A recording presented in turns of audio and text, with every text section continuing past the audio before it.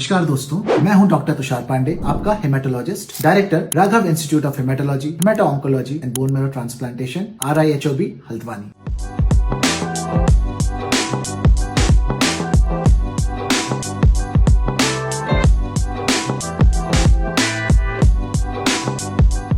आज हम बात करने वाले हैं एक बहुत ही स्पेसिफिक प्रोसीजर की, जो हमारी हेमेटो ऑन्कोलॉजी का कोर है और ट्रीटमेंट एंड क्योर के लिए बहुत ही एक कॉर्नरस्टोन मैनेजमेंट है। इसे स्टेम सेल यानी या फिर बोन मैरो ट्रांसप्लांटेशन भी कहा जाता है। तो बोन मैरो ट्रांसप्लांट में हम क्या करते हैं? मिसाल के तौर पे जैसे हम पहाड़ में पुरानी फसल को कई बार जलाते हैं और फिर खाद डाल के नई फसल उगा, उसी प्रकार से हम बहुत ही स्ट्रॉन्ग कीमोथेरेपी देकर कैंसर सेल्स और नॉर्मल सेल्स सबको डिस्ट्रॉय कर देते हैं और फिर या तो पेशेंट के खुद के स्टेम सेल्स और या फिर हम किसी और डोनर के स्टेम सेल्स पेशेंट के अंदर डालते हैं और फिर नॉर्मल सेल्स अपने आप ही यह स्टेम सेल्स बनाने लगते हैं। बोन मैरो ट्रांसप्लांट कितने प्रकार के होते हैं? मुख्य रूप से बोन मैरो ट्रांसप्लांट या तो ऑटोलोगस होते हैं, ऑटोलोगस यानी कि जिस पेशेंट को थेरेपी दी जा रही है उसी के स्टेम सेल को हम यूज करते हैं, या फिर एलोजेनिक। एलोजेनिक मतलब कि पेशेंट को सिर्फ हम कीमोथेरेपी देते हैं और स्टेम सेल किसी और हेल्दी डोनर के हम यूज करते हैं। तो बोन मैरो ट्रांसप्लांट हम कब करते हैं? कई हेमेटोलॉजिकल डिसऑर्डर्स और नॉन हेमेटोलॉजिकल डिसऑर्डर्स में बोन मैरो ट्रांसप्लांट किया जा सकता है। Amongst haematological disorders, in non cancerous disorders हम एप्लास्टिक एनीमिया,